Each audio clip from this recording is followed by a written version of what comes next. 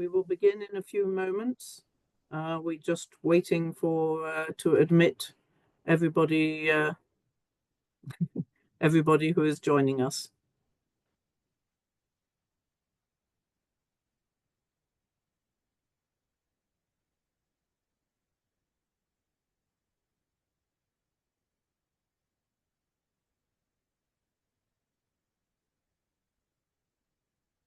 And for those of you who are already with us, I will just to explain that if you would like to use, if you would like to hear the translation into Hebrew or Arabic, if you press, you should have either a globe on the toolbar at the bottom of your Zoom or under More.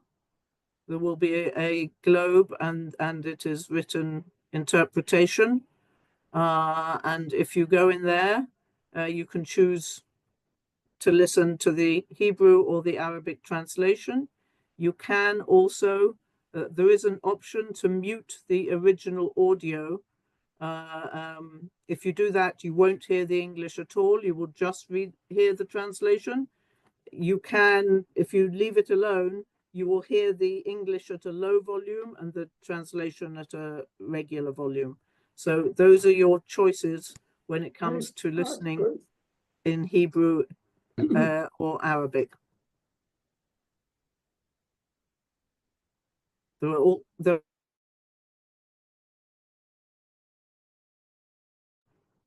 also instructions written in the chat.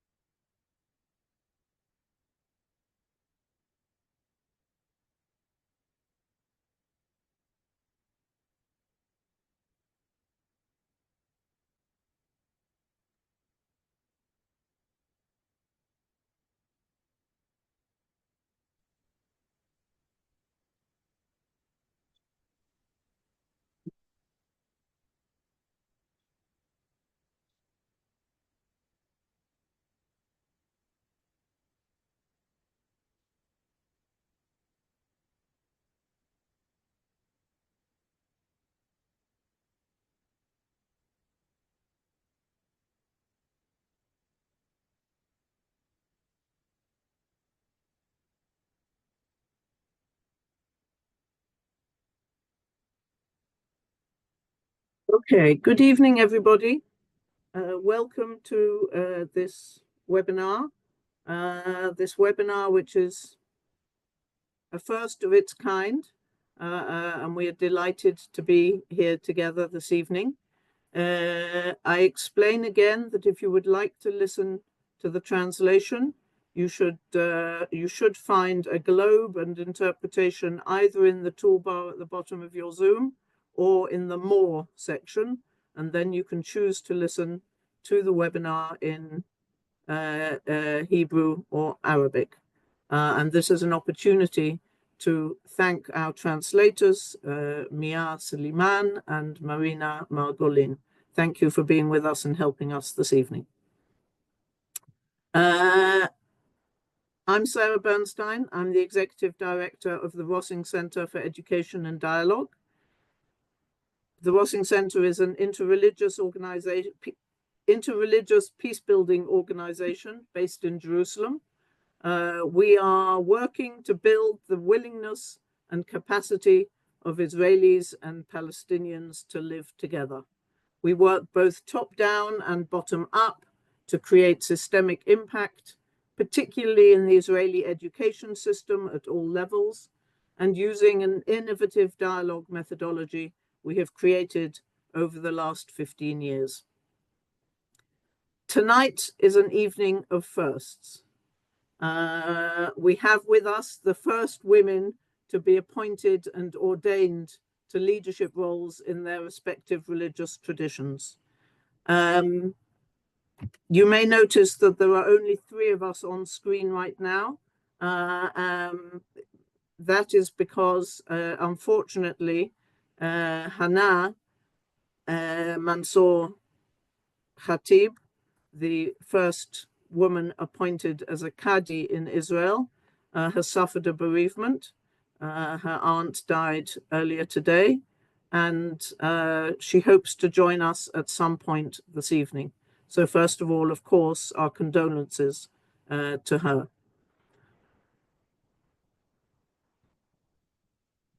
We're meeting at a difficult time. We've all lived through over 16 months of violence and bloodshed, suffering and destruction. And we find ourselves in fraught days as we hope the ceasefire will hold. It's a time possibly of the greatest mistrust and animosity our region has ever known. And set against this, we come together as women leaders. You are pioneers in your different faith traditions. We know that issues of war and gender are inextricably linked. But today, we will focus on your roles as first women. You are both first women, as is Qadi Mansour-Khatib. And we will talk about your roles both within and across faith traditions and national identities. So I will move ahead and introduce the two speakers for the time being that we have with us. And as soon as Hana arrives, I hope I will introduce her too. Rabbi Naamah Kelman is a descendant of 10 generations of rabbis. They were all men. Becoming the first woman to be ordained by the Hebrew Union College in Jerusalem in 1992, where she served in a number of roles until becoming dean. She retired in July 23. She was born and raised in New York. She's lived in Israel since 1976. She has worked in community organizing, Jewish education, and the promotion and establishment of reform and pluralistic Judaism for Israelis. Reverend Sally Azar, I think I said, oh no, I did say Rabbi Naamah Kelman, I hope. Reverend Sally Azar was born in 1996 in Jerusalem. She is a Palestinian pastor, first Palestinian woman to be ordained in the Holy Land. She was ordained in January 2023 by the Evangelical Lutheran Church of Jordan and the Holy Land in a ceremony that actually both Nami and I attended at the Church of the Redeemer in Jerusalem, making her the first female Palestinian pastor in the Holy Land. Sally is the daughter of Bishop Sani Ibrahim Azar, and we are delighted to have you both with us this evening.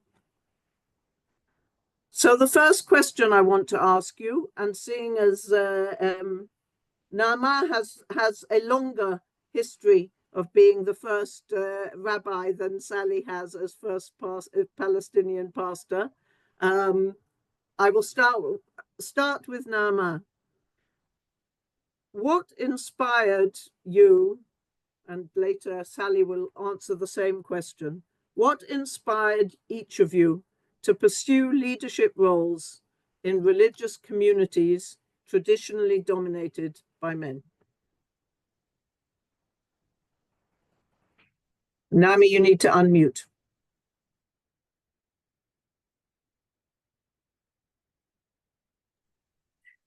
Thank you very much. It's truly an honor to be in this conversation, and I want to thank the Rossing Center, my dear friend Sarah Bernstein and Ophir Yarden, and I see a little bit on the screen old friends, new friends, colleagues, and hopefully, as I said, new friends as well. It's truly an honor to take a break from, as Sarah said, a very, very difficult and painful dark time in Israel-Palestine, where I believe that the three of us, three speakers, understand that part of our role as clergy, as leaders, is to maintain hope, promote faith, and sustain the idea that religion can be a positive role in peace, reconciliation, and building bridges. And we just must keep doing that.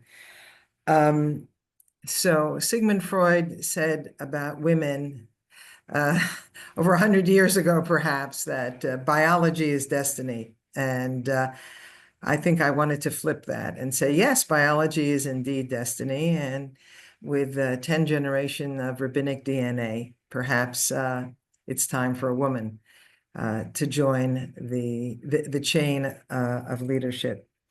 I was fortunate enough to come of age in the 1970s when kind of the rebirth of feminism begins in the United States and in some ways all over the world, where women were reclaiming their place in society and demanding, certainly in the liberal movements of Judaism, their rightful roles, as they had been secondary and worse in the Jewish community.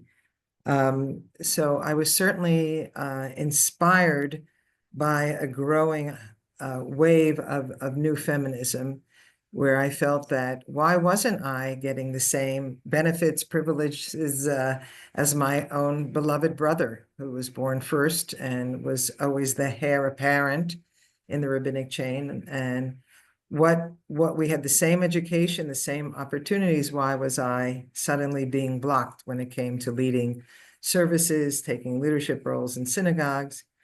Also, the kind of home I grew up in. And my mother was a daughter of a rabbi. My father, as I came from many generations, and I grew up in New York City at a time of the birth of civil rights. And in fact, I'm in the States now. Briefly, I'm flying to Selma, Alabama tomorrow, so I can walk the bridge that my father walked with Martin Luther King 60 years ago this week. So I grew in that home where rabbis played and ministers played such a vital role in social change and social justice. So being exposed to this kind of remarkable period in leadership and the emergence of women, I began to take on different roles and challenges until I finally literally demanded at least to apply to rabbinical school. Once it was clear to me that all the liberal institutions in the United States were ordaining women, the Hebrew Union College in 1972, the Reconstructionist Rabbinical College shortly afterwards, and in 1985, finally, the Jewish Theological Seminary, the conservative movement. Once all those institutions had embraced women as rabbis, I was ready to apply in Jerusalem to our Israeli rabbinic program. So I'll stop there. Thank you, Yeah. Naomi. And happy to say that I was, I'm happy to say I was at both of your ordinations. My husband was ordained the same day as Naamah, so I was at both of your ordinations. Absolutely. Sally, please share with us your journey, how you became the first Palestinian woman pastor in the Holy Land. Yeah, I'm so happy to be with you all, and also always I'm happy to hear also Rabbi Naamah speak, because I mean, of course, we met only once till now, so I think I'm also very interested in hearing her experience and how she also, developed her journey in that sense. So for me, it was, I mean, I grew up in a pastor's family, and in the Lutheran Church, it's quite an international church. So there have been always women pastors coming. So to be honest, I've never thought of being a pastor something that a woman can do, or a woman shouldn't do, or at least that's not what my church has taught me. However, I knew, of course, it was troubling for a lot of people, but I never really understood why. So, of course, after I went out to study, I first studied in Lebanon and then in Germany. And And throughout my studies, of course, we were mostly women in my university, and so it wasn't, of course, but it's changing, you know. So there is a lot more women studying now theology than years ago. So I think that will change in a few years. Well, not here, obviously, but I hope so. But in Europe, at least, I know that it's changing in terms of having more women pastors than men pastors. So, and for me, I think I've always been called in a way. Like I think people, I would say that the call has been there, but me taking up that call, it was only until later, because when people were telling me you're going to become a pastor, or why don't you become a pastor, I was like, I didn't want to do what people wanted me to do, but I wanted to make sure that this is God's call for me. So so of course it took a while, or not a while, but it took some time throughout my studies, and I prayed a lot until I found that path, and I was like, okay, yes, I want to come back. I want to be serving my church, my community. And as I said, I would like taking that path, I did also not think about all of the things that come with it. And maybe it's good that I try to not scare myself away with how men are here in our society. Because if I did, and I mean, I came back in January, maybe 6th, when I arrived here, and 2 weeks after I was ordained in January 22nd. So it was really, really fast. But it was also that I was very like motivated, and I was like, yes, it's great. I'm starting my call in a way. I did all my training. I did everything like any other pastor does, basically. And so I came back, and of course I knew that there will be like people speaking against it and so on. But for me, it was important to follow that call, because this is what I felt called to do, and what I still feel I'm called to do, to be with my community, and I mean, it wouldn't have happened without the church's support, without them paving the way towards it. Because if our congregations did not support that in any way, it wouldn't have happened. I mean, there were other women theologians who wanted to come back, but it did not work out. So I'm grateful for all the things that has been done before coming back here in order for the ordination to happen. But yeah, that's at least the beginning of it. I think I'll stop here. Thank you. It's interesting to think about, the years that have passed since Naami's ordination and until yours, and what has changed and what hasn't changed. So I think for this next question, we will also start with Naamah. Naami, what forms of resistance did you, perhaps you still encounter, and how did you or do you overcome them? I'm thinking that there may have been resistance from fellow religious leaders, and perhaps also from congregants, students, other people who are not religious leaders. So I just want to add to my first remarks that I grew up in a home, and again, still on the cusp of you could say the 1960s, before some of the revolution began, where I was expected either to marry a rabbi or give birth to a rabbi. And these stereotypes or these roles don't disappear overnight. So there was always the pressure to be married and to have children. And at least as a first, to be able to prove that I could be married with children and still become a leader. In other words, not to completely defy some of the roles, but to both fit and expand the role. So I think some of the opposition was also, even as Reverend Sally was saying, is internal, the fear of how will this be accepted by my own community, by members of my family who don't agree, who are not ready. So again, in 1992, and certainly in Israel, this was not at all a reality. I came to an Israel that I'm talking about Jewish society, of course, that was very binary. One was either saw themselves as observant Orthodox or secular Israeli, and the more liberal traditions or denominations didn't really exist in Israel as they do today. And there's also an official rabbinate, a state-controlled rabbinate that absolutely rejects all forms that are not Orthodox. So Michael Marmer and I graduated the same day, faced the exact same discrimination, that we knew that we were fighting a system that denied, that belittled, that dismissed the notion that rabbis can be liberal, pluralist, egalitarian, whether they're male or female.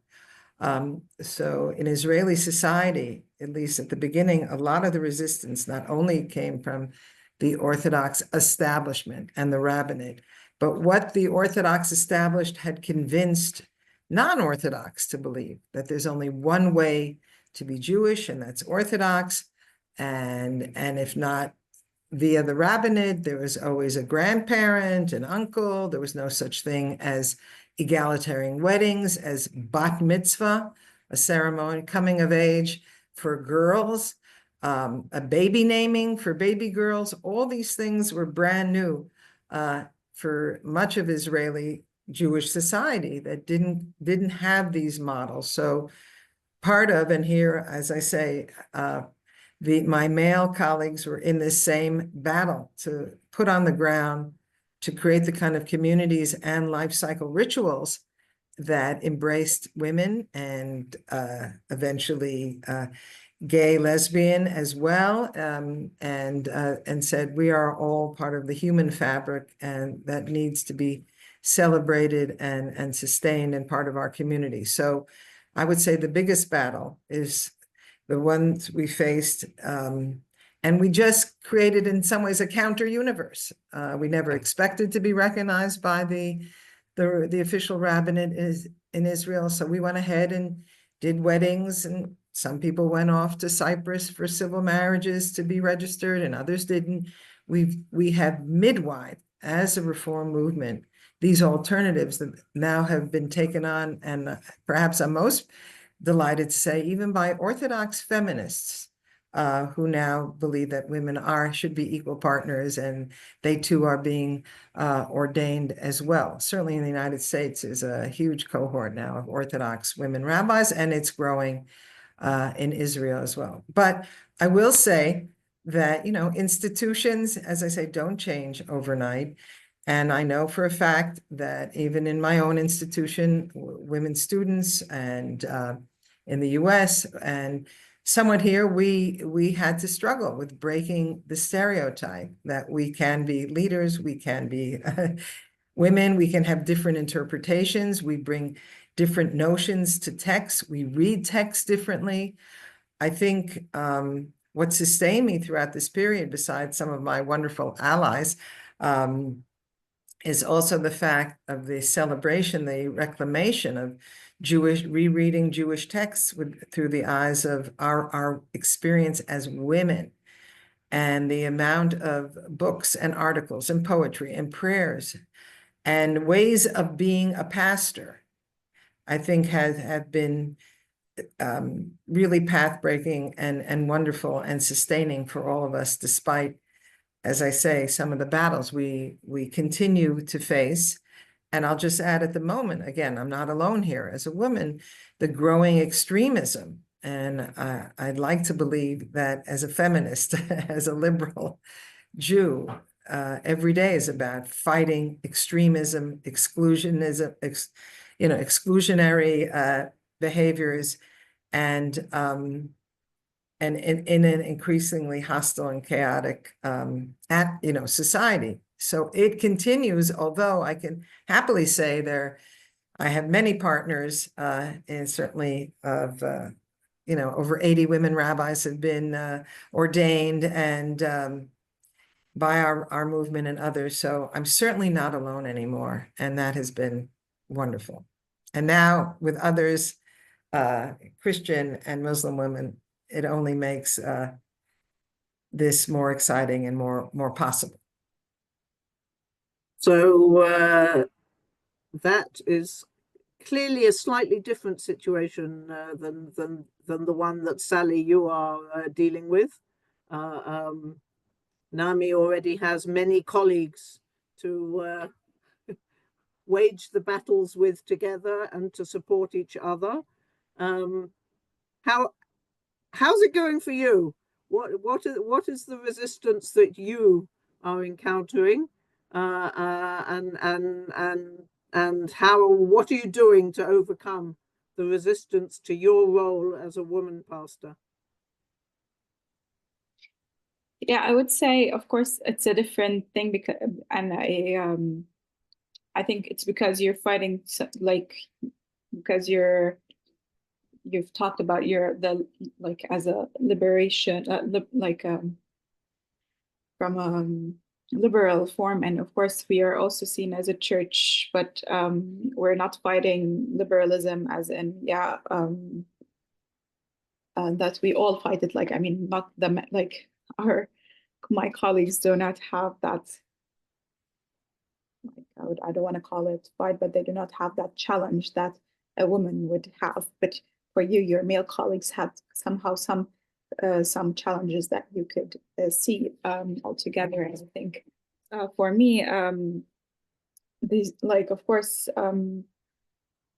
I would say, yeah, I don't have women. First, yes, of course, there are no women pastors here, and that's extremely difficult. And I work with 8 male pastors, and of course, it's not easy. And I think a lot of times, they also, it would be really good if, like, I think they also would never understand my perspective fully.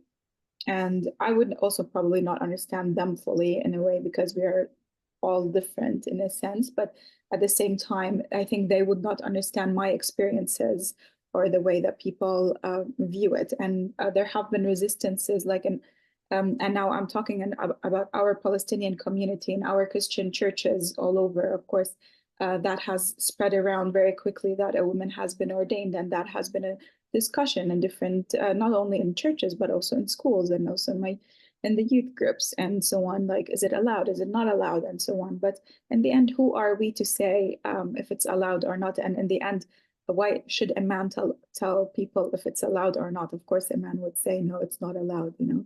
So, but in that sense, it just hurt. Like, in the Bible, there is nothing that says anything against women being ordained. And that's, I mean, God himself created us all in his image, or in her image. And in that sense, that it's beautiful to make God's image present on earth. And like, the first things that I've seen, of course, there's been so much congratulations on, like, sending me notifications, so many messages, so many emails in the beginning, congratulating me. And I think, like, mostly 90%, all of them were very, actually 95%, they're all beautiful messages. And that's why I never felt alone, even when people came here from all over the world to be with me in their ordination. I was just overwhelmed with the amount of joy and the amount of open-heartedness to see it, even from people here in town saying that they have been waiting for this. So and yet I can only say the week after, or a few days after everyone left, and it was only the locals left, and it was a bit like I could feel things kind of falling, you know, because in that sense that like, I was like, okay, I had all my people, all my women supporters, everyone who have guided me throughout the 8-9 years that, or even more, since I started studying theology, they all have been there. Yet they all weren't there anymore. And of course, I could reach out to them in any ways, and there have been always people checking up. But in a sense, being here and being in the Palestinian community, where are my people now, and who are my allies now? So, you know, so it was all this finding my path in a way where, like, there were international women pastors here that I got to know later on, and then of course I found my community. But it's still not the same, because in the church, even in the church, there's so many challenges for the women. Even if we have gender justice in our church, we do not have gender justice. We have the policy, yes, but that still is a long path before actually having a justice between male and female in our community. And this is also, if we talk to a lot of Palestinians as well, you can see that a lot of them will tell you, yes, but this is tradition, you know. But you know, traditions aren't always representing what it actually is. And if we're talking about our faith and so on, why are we? Why do we actually have these traditions? And then we have to look up to when has it changed? Because even in Jesus's times, there were women guiding him. But in the end, all of that is kind of put aside, you know, that nobody puts, like, it's also, again, a masculine perspective. So it's, and in that sense, I would say that I didn't expect too much in the beginning, which was good, in that sense that I never put my hopes up in many things. And that's what gives me always when I walk in Bethlehem, like go to Bethlehem or something. And I know that people recognize me right away, and they tell me, where did I see you? And then they're like, oh, I saw you on the news. And I was like, okay, keep it. Like, not keep it, but I'm like, okay, I'm a bit like, I want to know you too. Like, I don't want people to know me, but I want to be able to know people as well. And I've been, but once I've been stopped, and they were like, are you the women pastor? And it was like a women groups meeting, and it's not Lutheran women, because I know all the women Lutherans who we have, and they were like, yes, we're all here Catholics, Orthodox, but we love it. We please go on, and we hope that at some point we will reach the same. So when women stop me from other congregations, or even not only women, so even some men stop me and tell me that it's a great thing for the church and so on, that gives me hope, and that gives me strength, and shows me that it's I don't go to fight these fights. I know that there's so many people that are against it, but I'm not going to go confront them, because this is not what I'm here to do. I'm here to serve, and if the only importance for me is to be able to serve, and as long as I'm able to, I don't really mind. It's wonderful to hear the two of you. You know, in some ways, it's challenging to know that in 2025 we are still facing these struggles for equality, particularly in our own religious traditions. But that, on the other hand, to hear of your determination and your resilience in facing the challenges, this is also encouraging. I want to move to talk a little bit about peace building and interfaith dialogue. I can say, as a woman leader in the field of interreligious peace building in Israel-Palestine, a region where obviously the overwhelming majority of religious leadership, at least of recognized religious leadership, is male. That it also presents a challenge in my field, in the interreligious work. So how would you say, let's perhaps, Sally, let's come first to you this time. How does your religious leadership involve your perspectives on peace building and dialogue in the Israeli-Palestinian context? And what role do you believe that women religious leaders can play in de-escalating conflict and fostering reconciliation?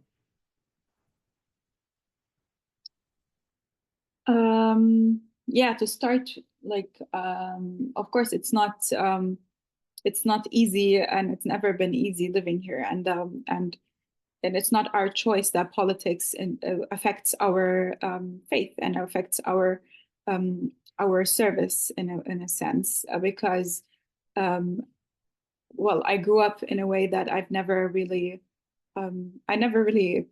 met many Israelis growing up, because of course everything is divided in Jerusalem. I grew up in Jerusalem, so we of course had different buses, so and different schools and everything. So of course there were some opportunities to meet, but it wasn't like, oh, hey, we can build friendships on it. And because of course politics always, like when we hear Israel, all that we know is the occupation. That's what it is. I mean, we cross borders, we come back, and the only encounter we have is soldiers, settlers, and everything else going on. And this is that most of us, even all of us Palestinians, Christians, we all face the same issues that everyone, like that because some people think, okay, Palestinians are just the Muslims who are facing that, but no, we as Palestinian Christians face the same issues that everyone else is having, and there's no special treatment, whether if we're Christian or Muslim or anything, we're all treated as Palestinians. And this is the one major issue that we encounter on a daily basis with our congregations. We have 6 congregations. 4 of them are in the West Bank, in the West Bank, and one of them is in Jordan and one in Jerusalem. And going back and forth, it's even now for the past month, it has taken so much time to get to Bethlehem and out. And I mean, we have meetings, we have our congregation members meet, and like we have a lot of people that we meet and so on. And even if we have groups visiting, of course, we always go to Bethlehem and Ramallah and so on. But I can only say that my road, even 2 days ago, I picked up my grandma from Bethlehem. It took me 2 hours to get out because there were so many checkpoints closed. So at some point, you cannot plan anything anymore, and you cannot expect what's going to happen from one minute to the other. And yet, this is what also brings us together as a Palestinian community, that we are all facing the same issues, and this is what brings us. That's what brings our resilience and at hand. And this is what we want, is to be able to be able to move freely, to have our rights, to be able to have a freedom in our own country, and to be treated equal and right like everyone else. And that's not and that's where I mean, as a church, we've always been we've always been for the 2-state solution. Like, I know that even from when we were in our youth groups, we have a lot of exchange groups with the US, Germany, and other places as well. But whenever I was with these youth groups, this is what we talked about: a 2-state solution. That's what the church has. Yet, however, me personally, as I have been coming back here after so many years, and I've seen how blinded also I've been, even when I was young, because I think even when you're young and growing up, you get used to a lot of things that you don't really understand what's going on. You just live on. And then when I go out and see how much how it can be, how it works, and how there are no borders or walls or checkpoints, or even there's so many documents to prove that you're a human being. So then all of that kind of clicked in my head, and that's what I've been saying, that this is not normal, and this is what we need to fight. We need to fight this normality that we've been living, and that we've been getting used to. And I think when we talk about peace building here, or when we talk about the situation here, everyone would say we just want to be able to live freely, want to be able to not to be able to move around, so and nobody really cares about anything else, about terms or anything, because these are things that are all politics in a way, in a diplomatic way. But what people care about is that or not people, what I would say, that where we women can take a path, and or how we can be a change in peace building. So I've been saying if women would be taking the lead in politics or in here, but then we would have a solution a long time ago, because we are able to communicate more. We're able to find ways together, and I would say that, like, okay, I wouldn't generalize, but of course, violence is not an option in many ways. And I think for a lot of women, even Israeli women, Palestinian women that I've met, they all want their children, their families to be safe. And this is what we should be we should be doing. We should find safe places to be able to live together, because nobody, like, everyone tells you what to think, but nobody lets you think on your own. If you put two people together without telling them who they are, they wouldn't even think or put these people into boxes. But we are growing up in a society that tells us what to do, what to think, and what is right, what is wrong.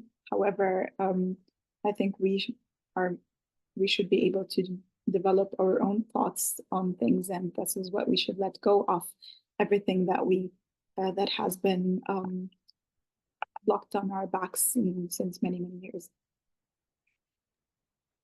Thank you. I have certainly been struck over these months of war by I believe that women understand safety and security differently, and if only there were some women round these tables that we see of all these military men making decisions on our behalf, things might play out differently. Nami, what about you? What can women, religious leaders, what can we do? What do we bring to the table? So needless to say, I want to say that I hear Sally loud and clear. That's one thing women try and do and say, I hear you. Doesn't mean I can act. I wish I could act more in the face of the occupation, the frustration I feel. I wish I could act more in the face, as I said, of growing messianic extreme Zionism. That's not Judaism in my mind, but I hear you. And I think in interfaith dialogue, one of the basics of our dialogue is hearing each other's story, hearing each other's suffering. And I think women have been particularly emphasizing that, not only, but women have brought that to the table, that anywhere from posturing and yes to side conversations very quickly between women, and what's it like to be a woman, a mother, a parent, a wife, a sibling. Women tend to broaden the conversation often, and in that process really humanize each other. I think we're living in a time where we can't even humanize the other. And we women have a tendency to try and do that, to reach across the divides and say, we're human, we've suffered. We know what women know what pain, physical pain is in ways sometimes men cannot know. We welcome our tears, we welcome our heartbreak sometimes. And I think that I'd like to think it creates a more, as I say, humanizing, compassionate.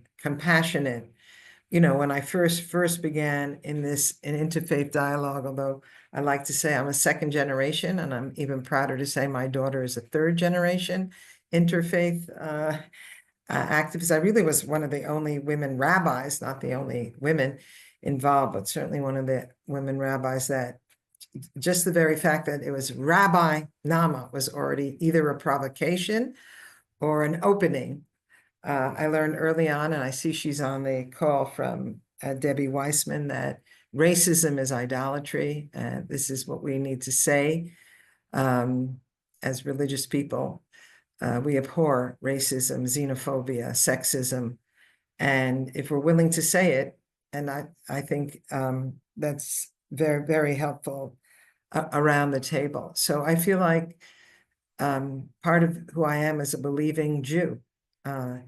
is someone who reaches across the table. And from our own scripture, which we share with our Christian sisters, the first interfaith dialogue, as far as I'm concerned, was when the daughter of Pharaoh and Miriam, the prophetess, reached out to each other to save an infant in danger. The infant happened to be baby Moses, but I think the fact that they saw each other as sisters was an incredible, beautiful act. And more importantly, it says about Pharaoh's daughter that she heard the cry of the baby and she acted. And a couple of chapters later, it's God who hears the cry of the enslaved Israelites. And we talk about imitatio Deo, that we need to copy God. The beautiful thing in this story is that God copies the daughter of Pharaoh. Then he's the God, he, she, this kind of God can hear the cries and act upon that. So despite the fact that things seem terribly, terribly trying at the moment, we have to keep going. And I was privileged to be on a call with many others last week with Bishop Booty, the woman who spoke truth to power the day after the inauguration in Washington. And one of the most beautiful things she said was, I wasn't speaking truth to power, I was speaking my faith. This is what we do as what was I speaking? I was speaking Isaiah and Jeremiah and Amos and our traditions of peace and love. That's what I was doing. And we have to keep doing and not see it as a radical, maybe it's just a radical act of retaining our faith, but not a political act. This is who we are, and this is what we must continue to be, to both really hear one another and speak up also. Thank you. I think that's it's a beautiful and inspiring call to action that we both hear each other, but also that we then take action, that we take action to save lives.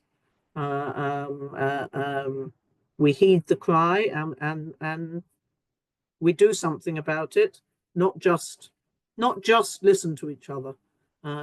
Because one of the things that we believe at the Rossing Center is that dialogue alone is not enough. Dialogue alone is not going to change the reality, and our purpose is to change the reality on the ground. So thank you both. For those who joined us late, I will just mention that unfortunately, Rabbi Mansour-Khatib suffered a bereavement today. Her aunt died. So our condolences go to her. She had hoped to join us at some point, but it doesn't seem to have happened so far. So that is why she is not with us on tonight's webinar. So looking forward,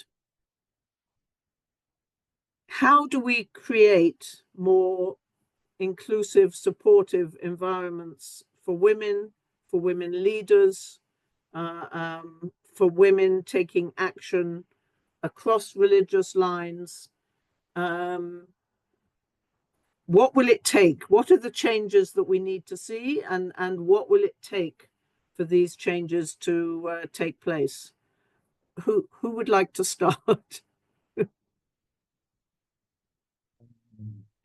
Well, maybe only because I've been in it longer, Sally, and I have a few more scars to share. And I'd like to say that I think obviously you in the Palestinian Lutheran Church as a first will bear some of the scars of the first battles.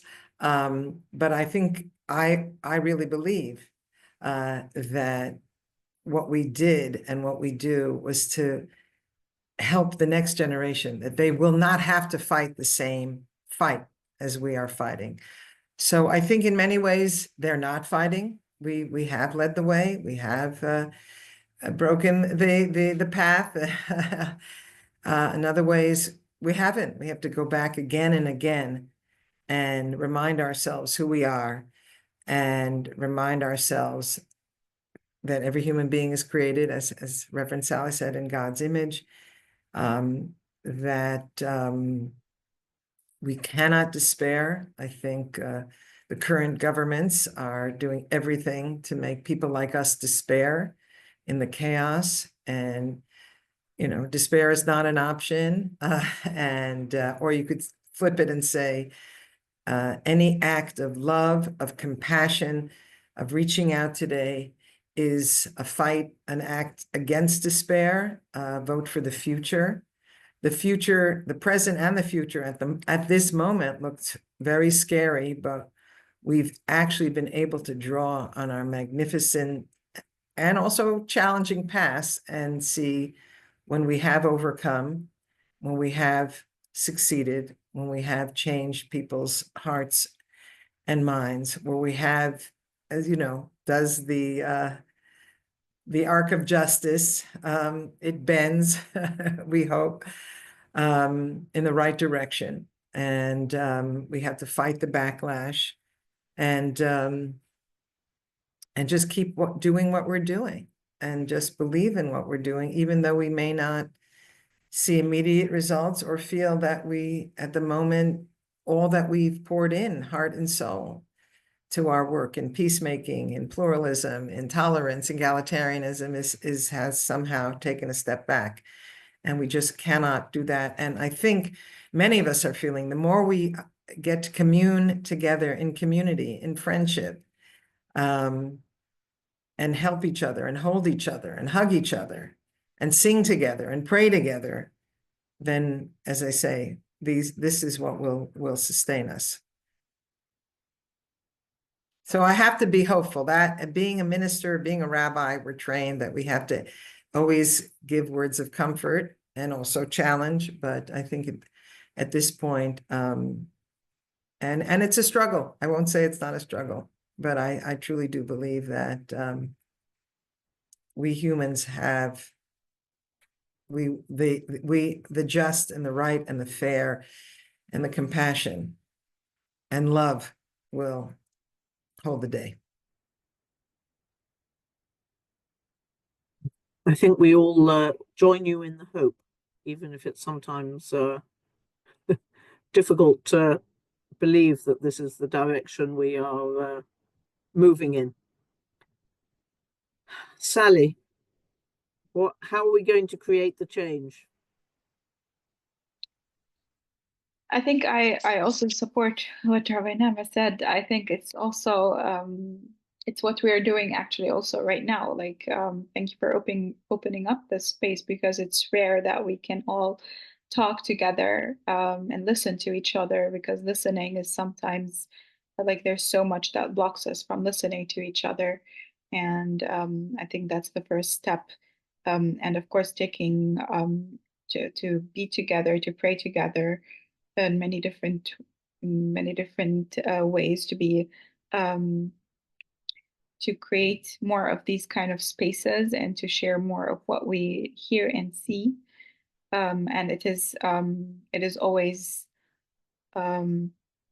I think it's always good to stress out how much religion is always misused in our context here, especially.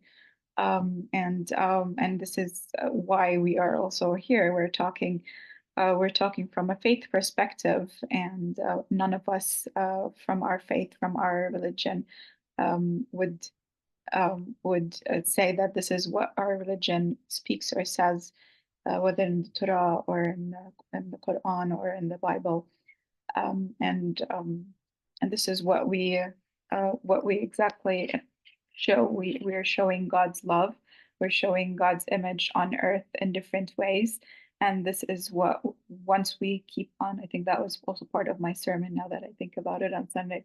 Once we reflect that and we share that with different little small acts, I think the small acts continue and they become bigger, but that also shows and reflects our faith in different ways. Even we take them up in different ways or see them in from different angles, but that's what brings us together. And this is what gives me at least hope, And I really hope that, I think we all don't want the next generation to be fighting this kind of fights, but would be able to be able not to actually not to actually fully to fully have these spaces. And this is quite limiting. Like there's not a lot of places that you find interfaith with a lot of women in that. That's what I'm going to add, because is of course a lot of interfaith going on, but not that much. But it's also a lot of men leading it. So yeah, thank you so much for that. And I think we all have our calls, and we should all follow it. I want to Sally, to come back to you and ask about, I feel like Nami, you alluded to it actually in some of the first, earlier on in our conversation, to the fact that we are seeing change within Judaism. We are seeing not only the liberal wings of streams of Judaism ordaining women, but not only Orthodox women being ordained, not necessarily taking the title rabbi, but being ordained as religious leaders, and also changes within Orthodox Judaism itself, at least to a certain degree. Sally, do you think that, like, the Lutheran Church has spearheaded the revolution? Do you think that there are possibilities for change within some of the other churches, or is it going to be something that's very much limited to your church? In terms of what? In terms of women, of ordaining women, of giving women positions of leadership within the church? Will perhaps not ordaining as a pastor, but finding some other route to give women leadership roles? Yeah, I think in some churches they do have some other women roles, but not leading roles, maybe limited. However, I know that in the Anglican Church has been saying that, or they've sent out women to study theology. So I think they're on the path of following with women ordinations, and I look forward to that. I hope that happens. So I think yes, it would be the Anglican Church. I think the other churches, it's really difficult, and I don't think that will happen soon, because I mean worldwide it's not there. But I think the only church that I see it is the Anglican Church. So I'm going to ask a question from the audience. Julie Rowe says that some interfaith dialogue never gets to the reality on the ground, and the hard justice is used because we all want to be nice to each other and not threatening. What are your experiences, and can you speak to that tension between, perhaps particularly as women, wanting to build relationships, but does that mean we avoid conflict? Look, we're not, for better or for worse, we're not, in geopolitics, we're not sitting around those tables, for better or for worse. But I think what we try and do, I know in my institution, the Hebrew Union College, we try and create on the ground, whether it's between teachers, between leaders, as many encounters, real encounters as possible. As you know, Sarah, we, with you, created Healing Hatred, which was and continues to be a very serious attempt to hear, using spiritual care tools and techniques to really listen to each other's pain and suffering and narrative. And in Israel in particular, and I won't speak for the Palestinian side, the need to humanize, to hear the suffering, to hear the story. It's true, it's too slow. We haven't done enough, but I believe we need to put on the ground as much as possible and model how we can live together, how we must live together. So,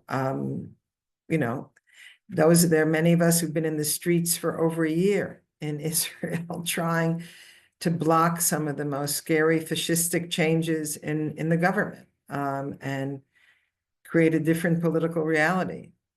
But in the meantime, we must do everything within our mosques, synagogues, churches, schools to have each other encounter each other, and not as show and tell and right, smile, but really hear each other's stories, hear the difficulties, listen to the suffering of the other, and in that way humanize the other. I don't just see at the moment what else we can do except that. And what you're doing now at the Rossing Center is as much as crossing over between the faiths.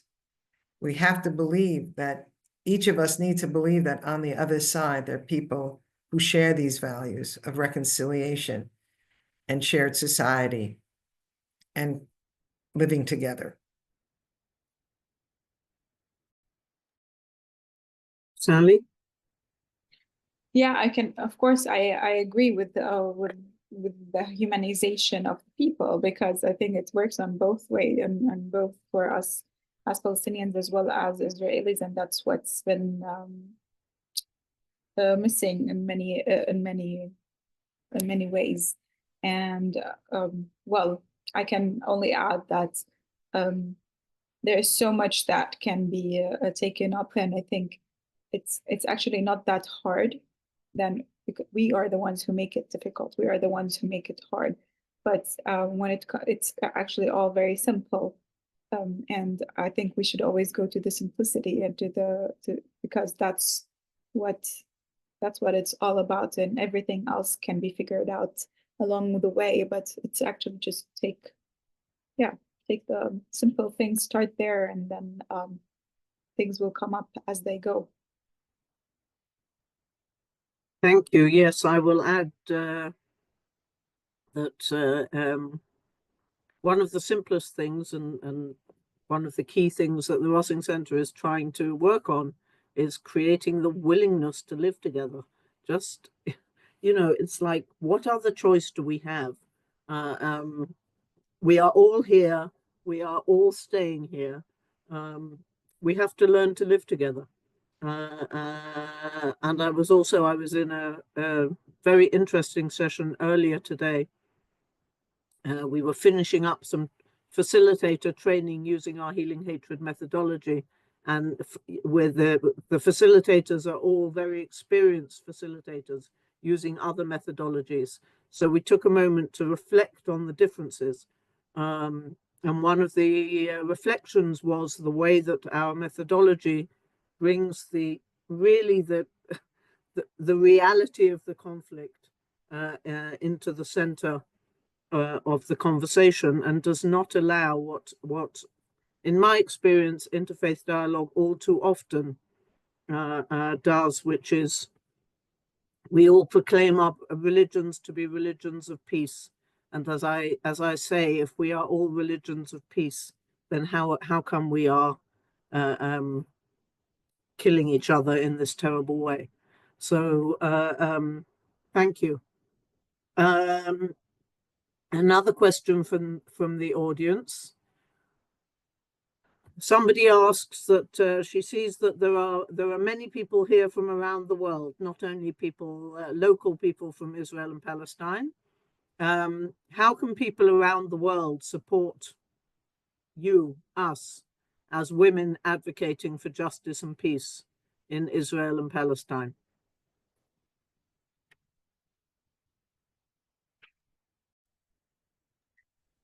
There's some wonderful organizations, starting with the Rossing Center, that are involved in this day in, day out, standing together. I mean, I could go through the list in certainly the Jewish world, and I don't think they're so hard to find. Standing together, encounter. I'll be unashamed to promote my daughter's Galilean organization called Spirit of the Galilee, of shared society, Christians, Muslims, and Jews. And just, you can look and see which you feel, they all need support now more than ever. So in this sense, we could say happily, there are many organizations day in, day out that are not giving up on dialogue, on shared society, on working together. So Sarah, I don't know if this is something you want to share, give out a list at some point. There are lists going around now. Some are national, international, some are more local, but there are women, wage peace. There are many organizations that are really busy and keeping up with this. Yeah. Thank you. Sally? I'm good. I think I support. Perhaps I will add to the question then and push you both a little further, because I think it's a question not only of what people can do to support us in the sense of giving us donations. Donations are always welcome. We will say something about that at the end. But like, what should they be doing there that can influence from outside, can influence what's happening here, and help support in a broader sense. We've seen that this since October 7th, the chasm that has been wrought in the wider world, the huge increase in anti-Semitism, in Islamophobia, the terrible rifts throughout the world. I was at a conference earlier this year trying to remember, in Finland, and a woman from a pastor from Tanzania shared with me the rifts in her community in Tanzania over Israel-Palestine. And I'm thinking, really? Like, that's what you're fighting about in Tanzania? It's infected the whole of the world. So what can people do there to try and help themselves and us?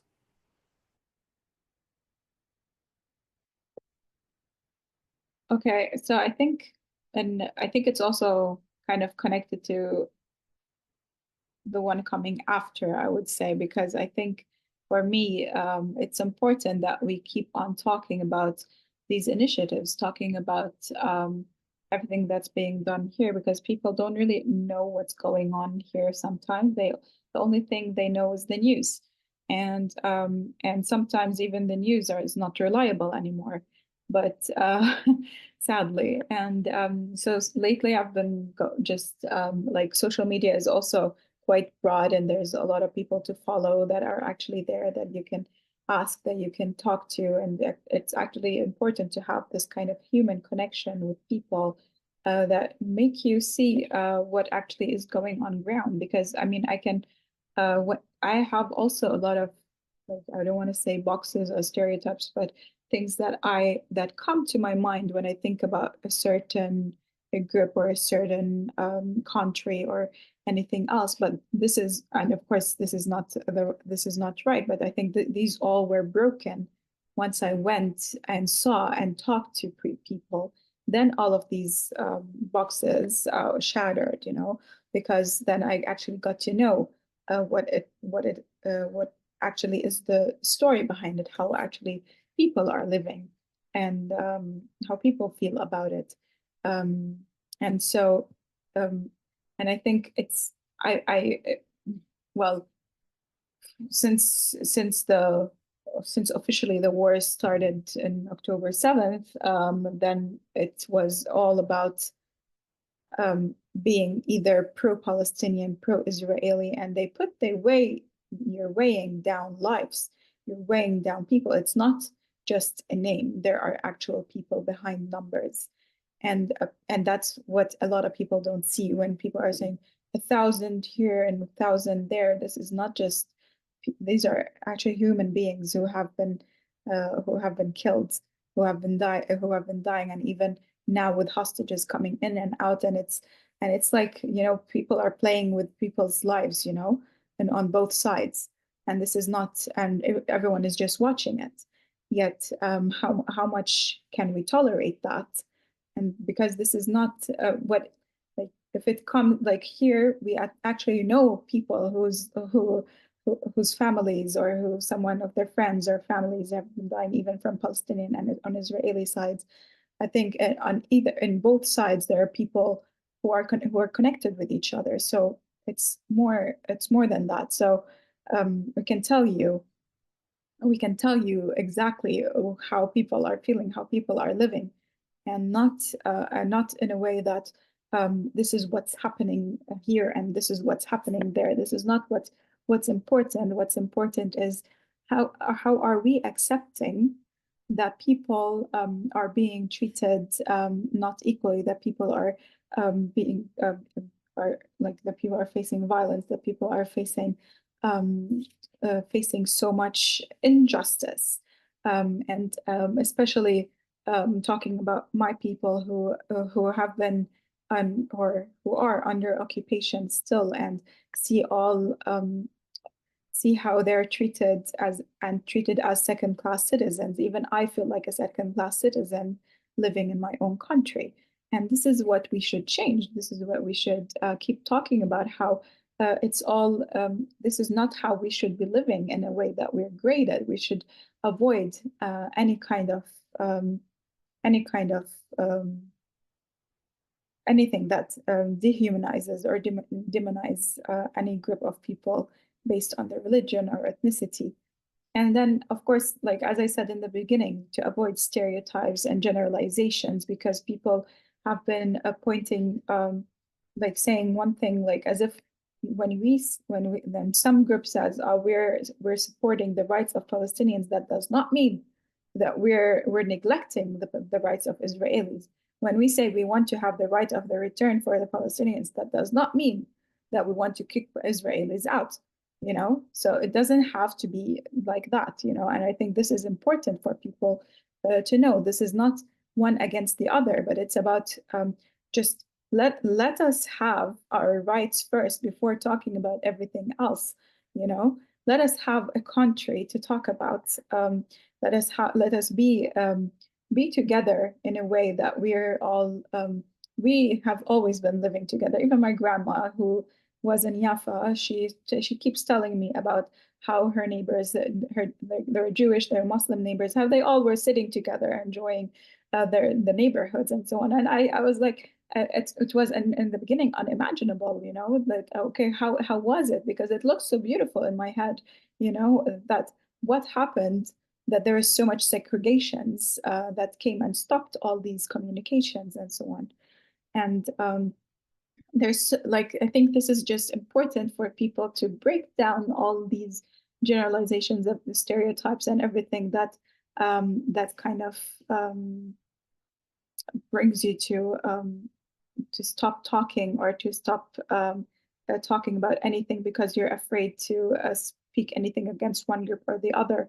I think we all support human beings, and we all want to be promoting more understanding and dialogues with everyone around, and you can always reach out to different, not only to organizations, but to us churches, and we can always speak more.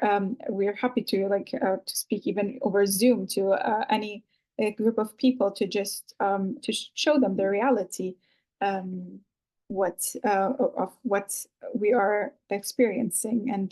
And I just want to say that I think it's, especially as a woman speaking here, that a lot of us women, we all like to do so much handcrafts. We like to do so much in our daily life and so on. And it's always the women cooking, the women who are like, we have so much in common in terms of our daily lives. And not only, like, of course, these are times that are changing, but at the same time, this is also stereotypical that a woman should be at home. But I think this is also quite in both of ours, in our communities, in Israelis and Palestinians, that these are things that we also need to break down in our in our society, of how a woman's role is in our in our daily lives, because I think that affects a woman in order for her to speak up. Because if a woman has her space to speak up and to actually show her opinion, people like women don't really they want to support anything that gives peace and gives safety and comfort for their own people, for their families, and for their homes. And that's what they would be paving the way for every woman, because women support each other in many different ways because they know how they feel. Thank you. Naomi, any?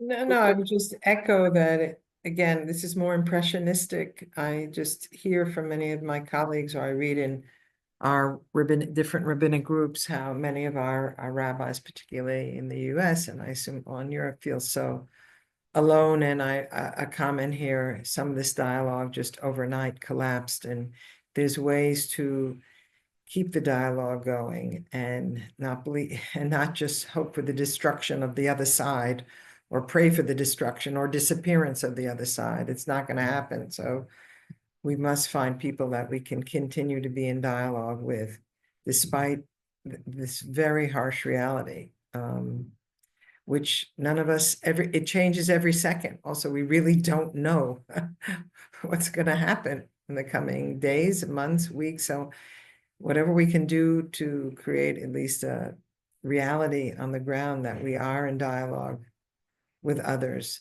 in the hope of building a different kind of coalitions and partnerships going forward. So reach out in Europe and America to the other sides, to, if you're a Christian, to a Jewish clergy, if you're Jewish, to others. I mean, and in the hope of forming some kind of conversation.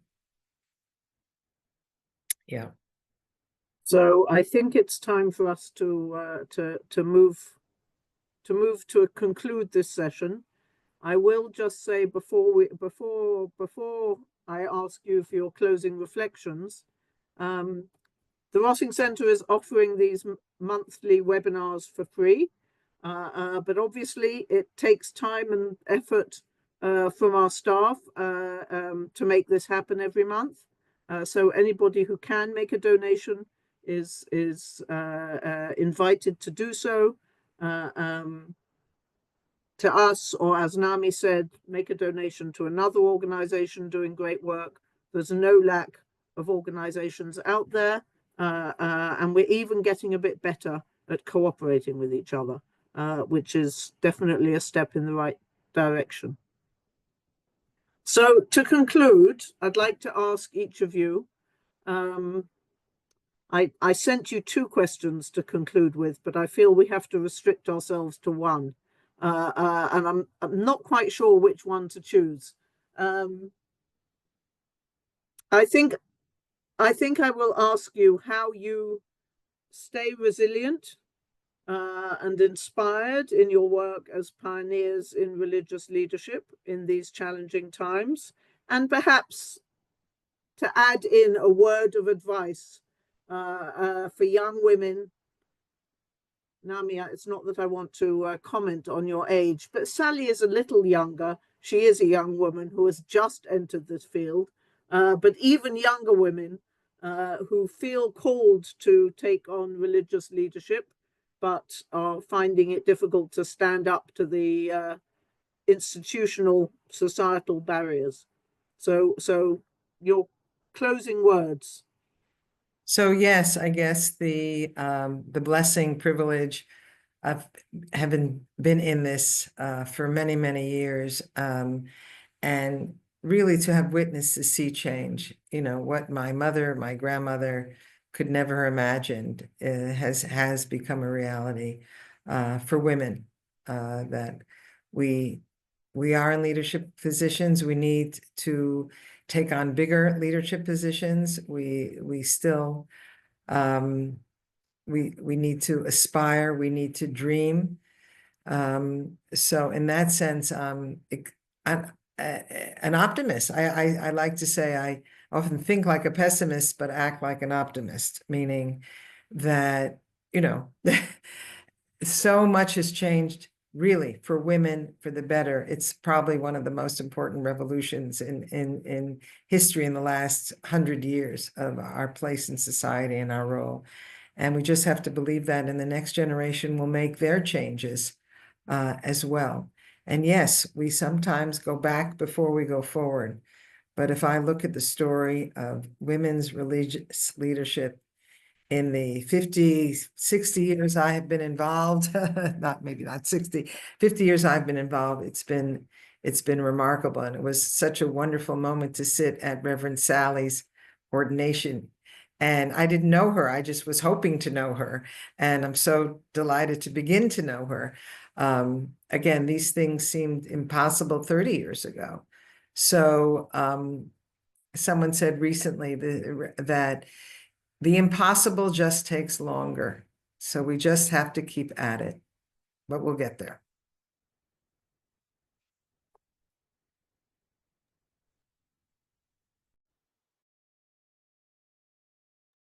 Sally, sorry, go ahead. Yeah.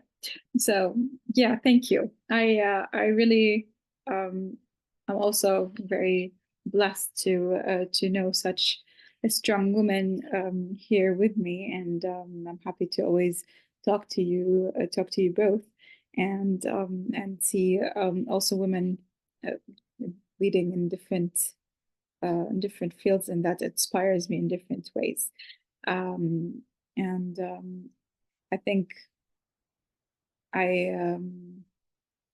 yeah, I forgot what I wanted to say. I kind of lost the point in my head.